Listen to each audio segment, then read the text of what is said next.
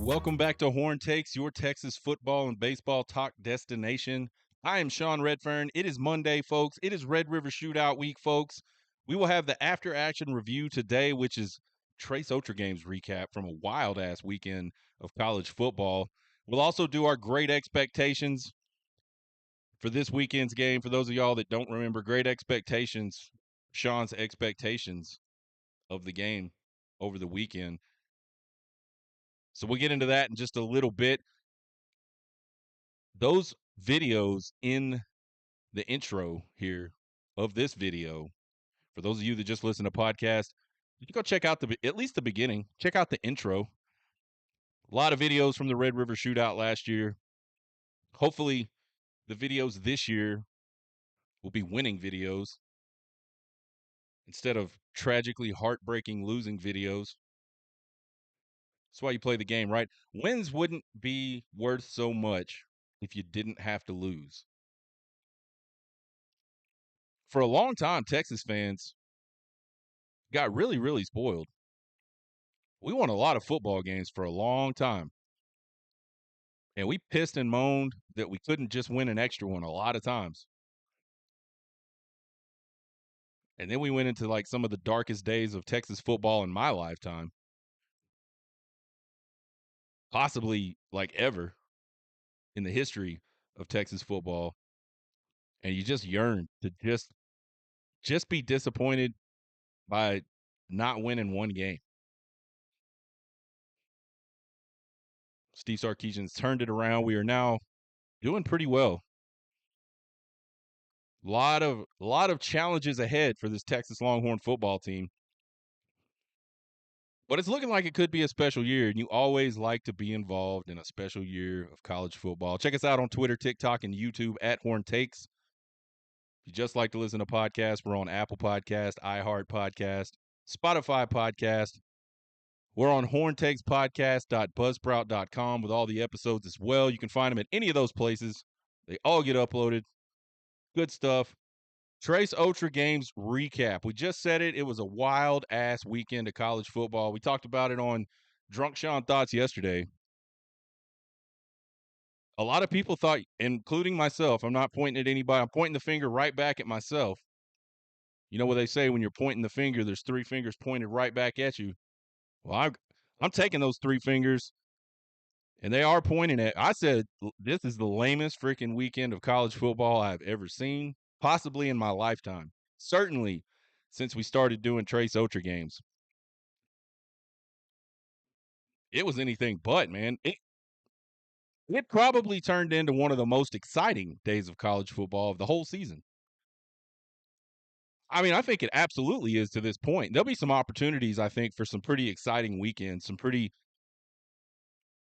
big upsets. Like, there's opportunities to top it. But so far in 2024, you can't tell me that last weekend's outcomes weren't just amazing as a whole. Some of them we're not happy with, but as a whole, just a fun. I mean, I didn't go to bed till almost 2:00 in the morning because I stayed up watching. I stayed up watching freaking Miami, Cal, and Texas Tech and Arizona because they were on. And I thought I'll just watch them for a minute while I wind down, finish this last beer. And they just stayed being good games. So I stayed up all damn night drinking and watching freaking college football. Man, that was a good time. 12-0 coming into this weekend in Trace Otra games, which definitely our best start ever. Last year we played from behind a lot. We started off really slow and just got better and better as the week progressed. I think we went 5 weeks in a row where we were undefeated. But we went 4 weeks in a row this week. We were shooting for the 5th one. We had to pick the Mizzou and Aggie game because it's the only game of 2 ranked teams. Talked about Missouri just not being that good. Talking about I hate Aggie. I can't really pick Aggie. What do I do? We thought the Missouri defense statistically surprisingly good. We said offensively, Mizzou has a little bit of an edge over Aggie. And this is before we knew Connor Wigman was playing. Talked about that 12 man and the comments that Brady Cook made. I put my foot in my mouth a lot during this one little segment. I said I am not impressed with Aggie's close win over Arkansas at all because Okie Light beat Arkansas. I was not impressed with anything Missouri had done to this point in the season, and I'm still not. But I thought Missouri would come into this game and they would finally play like a top 10 team. They were going on the road against even before Saturday. You look at A&M and you go, yeah, they got some talented players. They're really good along the defensive front, and that'll keep you in a lot of games. So we thought this would be something that Mizzou could get up for, and finally, that all that hype that was surrounding Mizzou would come through, and it just did not happen. We had Missouri 27-20. Texas A&M just beat the shit out of them, 41-10. I mean, that game was bad. I think it was actually worse than 41-10. Texas A&M just absolutely dominated both trenches in this game. Like it was bad. Missouri might be lucky to win 6 games this year. They are just not built up front to handle what's about to happen to them, unfortunately for them. So we're already 0-1. One game in, we're 0-1. Then we got number 10 Michigan at Washington, rematch of the 2023 national championship. Somehow Washington's a 2.5-point favorite, and we're looking at that going, what? What? Washington moving the ball really well, but just not being able to get a lot of points this season so far. They lost to Washington State. They lost to Rutgers. Surely Michigan, a team that got a win over USC, only loss to Texas. Surely they're starting to build their confidence back. And they figured out their quarterback. They're going to go with Orgy. They're going to go on the road and they're going to beat Washington. They're not going to beat them by a lot. It's going to be close. We had 23-17. Washington ends up getting it done, 27-17. I don't know why. I had the TV on. I had the game on. No sound. So I don't know what happened. All of a sudden I look up and I see Michigan's third string quarterback. And this is like, I don't know, like early second half. I don't know how long Orgy played. I don't know if that other kid ever played. I don't know who the hell the kid that did play is. I probably need to go read about that. Like just from a curiosity perspective.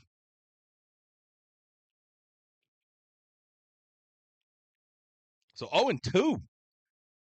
12-0 to 12-2. We talked about how it was hard for us to find a game for a third game. We just kept looking at the schedule, and we finally just man, I like that SMU team. I think Louisville's a little bit overrated. So we chose that one. And we said I think SMU's defense is going to be good enough to slow down that Louisville offense, rather. Just enough to go on the road and eke out a win. We had 27-24. They win it 34-27. SMU got out to a pretty big lead now. I think it was 21-3 or 21-7. First half, I believe. And then Louisville got back in it. And then SMU kind of did what SMU does. I think they did. I mean, I think 27 points is a lot, but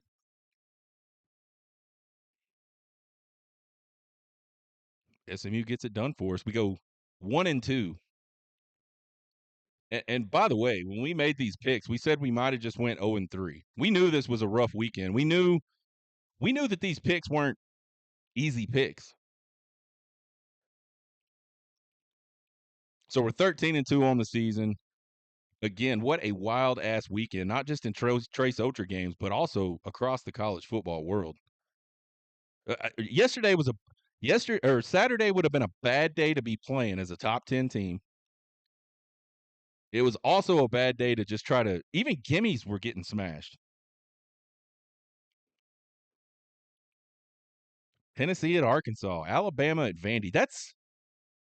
There's been some talk about like Texas's losses to KU and is this worse? Man, I don't know, but that's pretty bad, man. 0-66 against the top 5, I believe Vandy is. Surely they haven't played a number 1 team 66 times. Maybe they have. They're 0-66 against something. Something that's good. And now they're 1-66. Just a crazy, crazy ass day.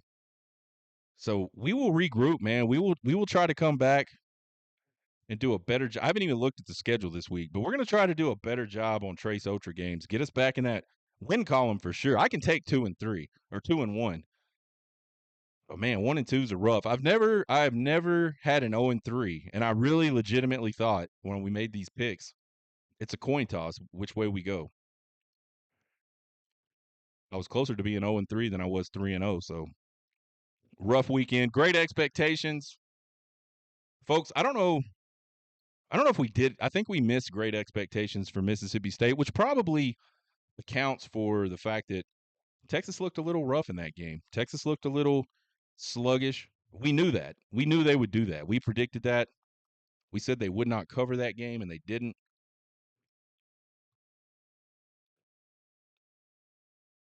So what do I expect this weekend?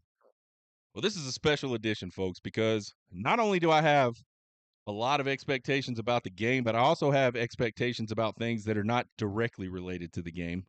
They're related. They're not directly related. This is an event, folks. If you've not gone to the Red River Shootout, and I know I say this every year, I don't give a shit. I'm going to say it every year till the day I die. If you've not gone to the Red River Shootout, you guys have to go. If you love college football, and I expect if you're listening to this, you do. If you love college football, you have got to get your ass to a Red River Shootout one time. I don't even care if you don't like either team. This is one of those games, folks, that you just cannot imagine the atmosphere until you've actually been in that atmosphere. Stadium smack dab in the middle of the fairgrounds holds roughly 100,000. I think it's like 92,000, 93,000, 90 something thousand. Half of them are going to be maroon, half of them are going to be orange. There's going to be thousands of additional fans in the fairgrounds trying to get tickets or just hang out. Because the State Fair of Texas is a big ass deal in its own. So even if you couldn't get into the game, there's plenty of places to watch. There's all kinds of shit going on outside. I mean, you sit up in the stands, man, and you just see the riots going. And you're like, damn, that's right. I'm high. I can see out of the stadium. I'm not one of them rich front row people. I'm up in the upper deck, folks, and I can see the fair just kicking. The sights, the sounds, the smells, man. Split down the 50-yard line, truly unique. Teams coming out of one tunnel, truly unique. Stadium is a giant piece of shit. That's kind of unique these days. But it's got a lot of character. So much cool shit has happened inside of that stadium. That's why I can never understand why people talk about moving that thing to fucking Jerry World. Or give me a break. No, we're not moving that game to Jerry World. If that game moves to Jerry World, I probably won't go anymore, honestly. Because then to me, it's just another game. It would completely ruin the Red River Shootout to take that thing out of the Cotton Bowl and the fairgrounds. Completely. It's just another game. That's why all you dipshits that talk about how your rivalry is the best and the Red River Shootout ain't shit, y'all just don't get it. Get your ass to the Red River Shootout. One of the things I expect is to eat a lot of deliciously bad fair food this weekend. I'm talking corn dogs. I'm talking these ridiculous ass mac and cheese bowls that are like the size of a 5-gallon bucket that have like chicken fingers and chicken fried steaks and like deep fried bacon and like sausage slices. Like, man, barbecue sauce, 20,000 calories in a bowl, man. That's what them ridiculous mac and cheese bowls are. Fried desserts, they're not as good as you would. They're not as good as like they kind of sound. Like you're like, oh man, a fried Snickers. I got to get a fried Snickers. I love Snickers. So a fried Snickers sounds like, and I love fried shit. So like a fried Snickers sounds really damn good to me. And I've gotten one. I've gotten one a couple times, and it's okay.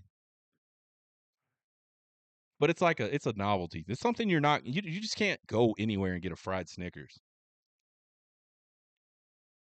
Of course, I will down all of this with plenty of wax cup beers from the state fair. You don't just buy cans of beer at the state fair, bottles of beer. You get a cup. You get a wax cup. It's got a freaking picture of the state fair logo on it. Draft beer. What I do is I stack my cups and I carry those around to assert dominance over the rest of the people at the fair.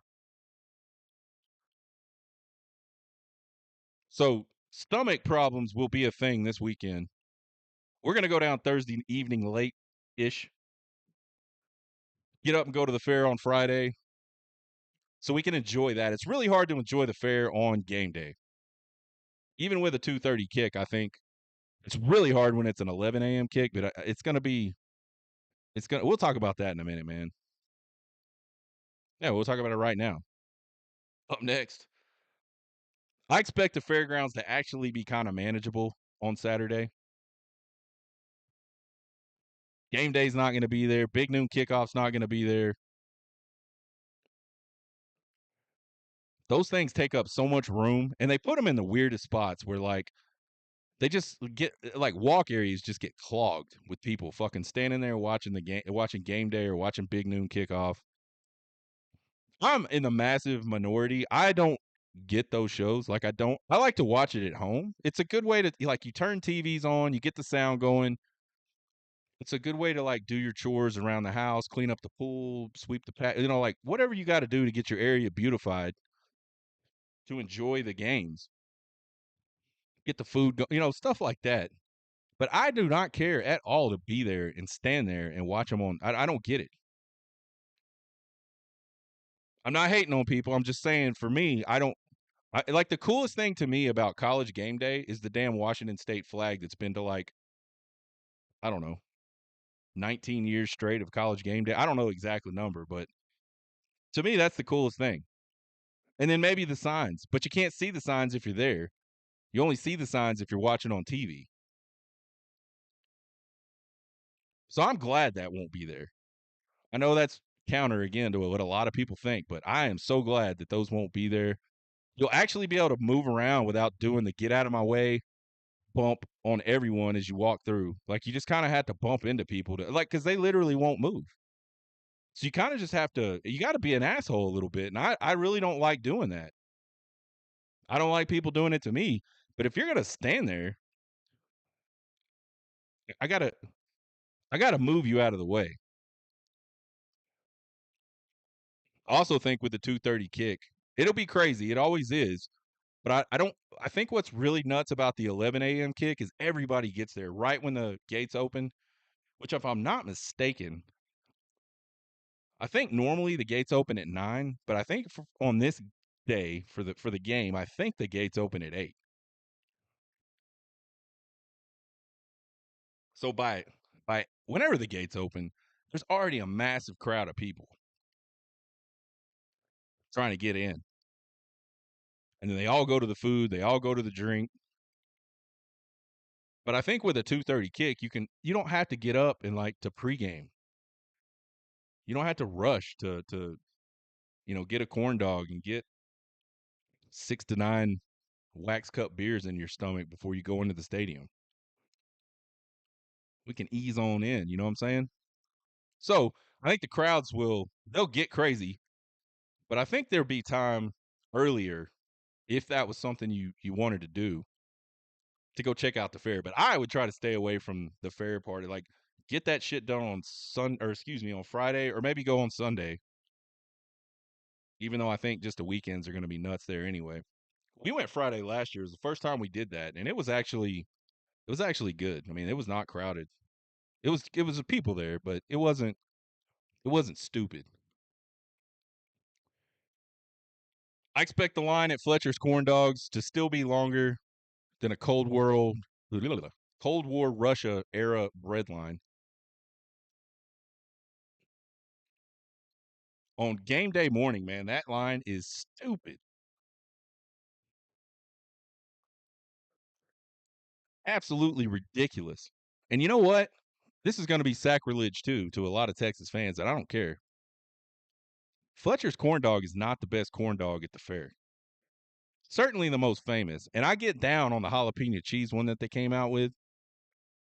I think that's very good. But just the normal Fletcher's corn dog, there's better ones. There's better foot long corn dogs at some of the more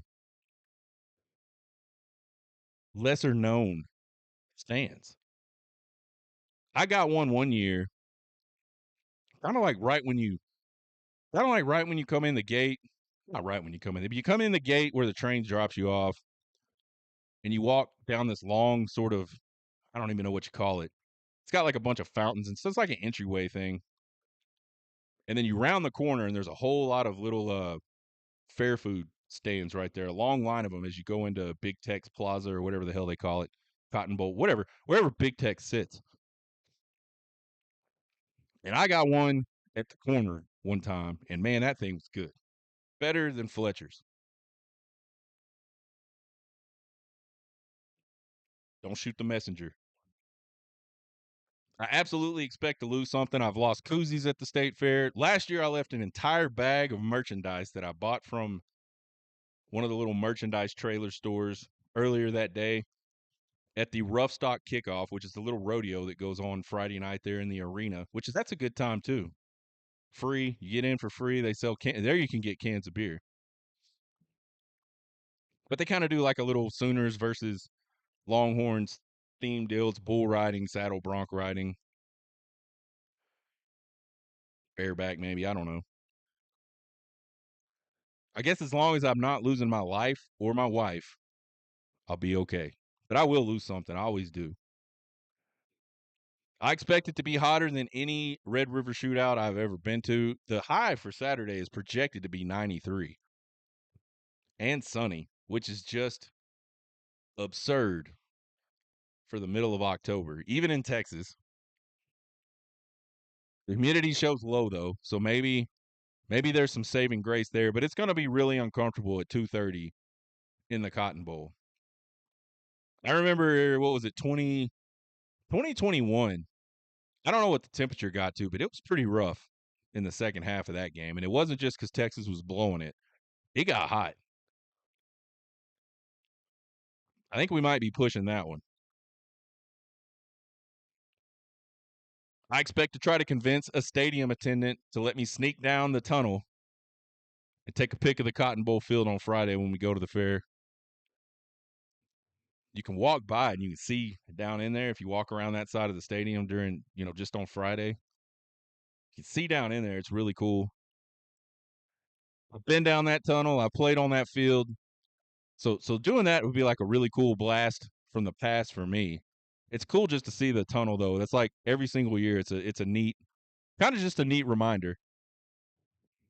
I absolutely expect it not to work. The last time it did not work. Maybe I need to get one of the shirts and I'll just walk down there and do it. I expect Big Tex to be creepy yet beloved, kind of like that weird ass uncle that all the kids want to come. Like the kids love him, but all the adults hate him. That thing's just creepy looking, man. And then it starts talking. It's an icon. I'm not trying to. We should not take it down. It's just weird. It's just creepy a little bit to me.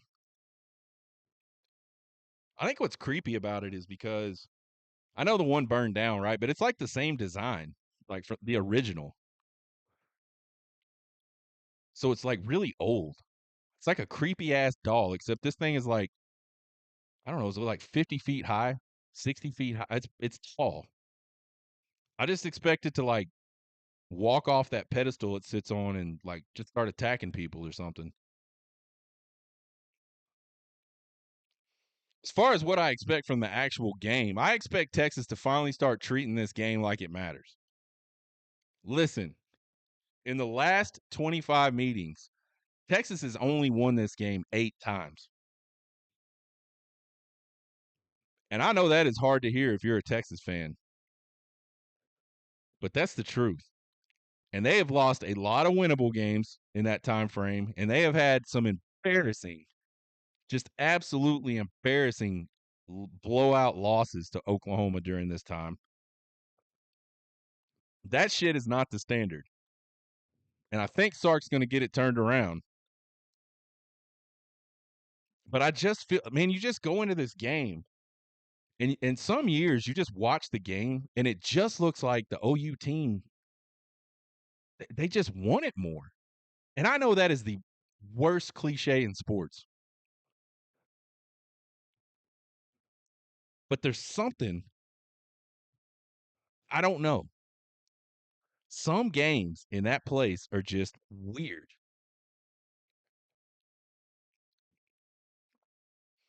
This game is always going to be a dogfight. I don't give a damn what the records are. I don't care how good either team is. It's almost always a dogfight. It's, what is it, 9 of the last 10 or single score games? If you aren't focused and you're not ready to play, you're going to get beat. And sometimes you're going to get beat embarrassingly bad.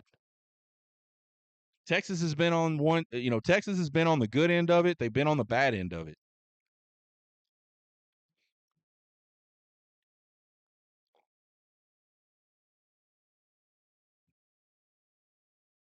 First time since 1984 the Texas is a number one team in the AP poll headed into this one. Texas has never lost a Red River shootout when they've been ranked number one. So 3-0-1 in those matchups. You look at this game on paper, and Texas should absolutely give Blow U the get out of my way bump on the way by this Saturday. They're a better team. They got more depth. They're better at almost every position. I think linebacker's probably a toss up. I think maybe interior defensive line might be a toss up. They've got some good secondary guys. They're really good on defense. They got some players. But offensively, it's not even close. This should be a game that Texas, I mean, this should be a blowout. I think the line right now is 14 and a half points or something like that. At one point, I saw 15 and a half, I think. Should be a blowout. But should be don't buy you shit at the State Fair of Texas and the Red River Shootout. The only thing that buys you anything there is coupons. I expect Quinn Ewers to pick up right where he left off before he was hurt this year. He's been really good the last 2 times he's been hurt for an extended amount, came back. He was really, really good in the Red River Shootout in 2022. 21 of 31 for 289 yards, 4 touchdowns in that game.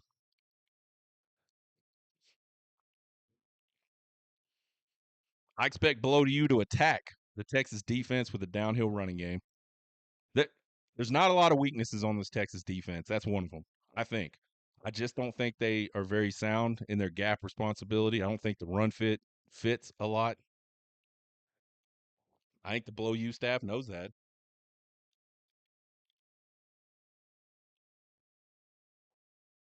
I don't think we're going to see a lot of side to side stuff. I think Texas is too fast for that. They're going to go right at them. You're going to see a lot of downhill. I think you're going to see a lot of zone read, but it's going to be inside zone, downhill very quickly. They'll get Hawkins involved. Texas starts crashing on that thing, going right up the gut, which if they have success, they will have to. And just mentally, for those players on the outside, seeing that over and over and over again, they will start diving down on that. They will start forgetting their responsibilities and trying to make plays.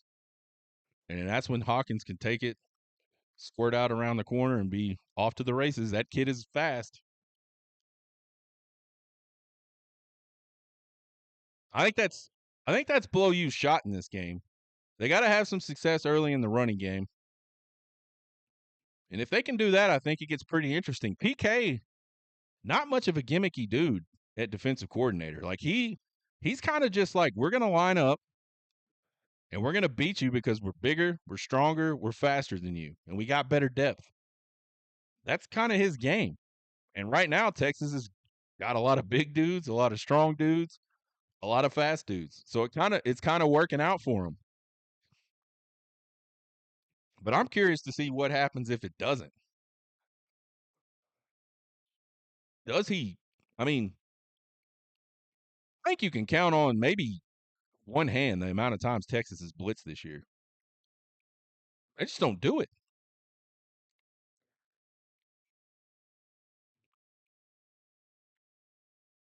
I expect this Texas defense to take the ball away at least 3 times in this game. I think they're going to get pressure on Hawkins, especially off the edge. If he can't escape it consistently, he's going to make bad decisions with the ball. I think we might see a Jackson Arnold appearance in this game. It's certainly not unprecedented for Oklahoma to make changes at quarterback during this game. Finally, I expect this Cotton Bowl to be rocking early on. And then I expect the tunnel into the stadium to be sparsely populated by the fourth quarter. Again, this is a game that Texas should just dominate. But they got to show up with their mind right. They got to protect the football. And they got to do one small thing on defense. They got to slow down the running game. If they can force Oklahoma to pass, man, I think rough afternoon for the Sooners. We'll be back on Tuesday. We'll do the deep dive on these Oklahoma Sooners. We'll do Trace Texas Topics, a Red River Shootout edition. You can find us on Twitter, TikTok, and YouTube at Horn Takes. Give us a subscribe. Give us a follow. Won't cost you guys a thing, but we sure do appreciate the support. You can email me at horntakespodcast@gmail.com with all your questions, comments, concerns, and criticisms. I love them all. We'll have Hardball Harge on the show. I think that one's going to go on Thursday. So I got a date with Harge. We'll sit down with him tomorrow, record that segment, and then we'll throw that up on the show Thursday. We're building up to Red River Shootout, baby. I'm excited. This is my favorite game of the year. You got to go. You got to go if you get a chance. You guys have a good rest of your Monday. Get hooked.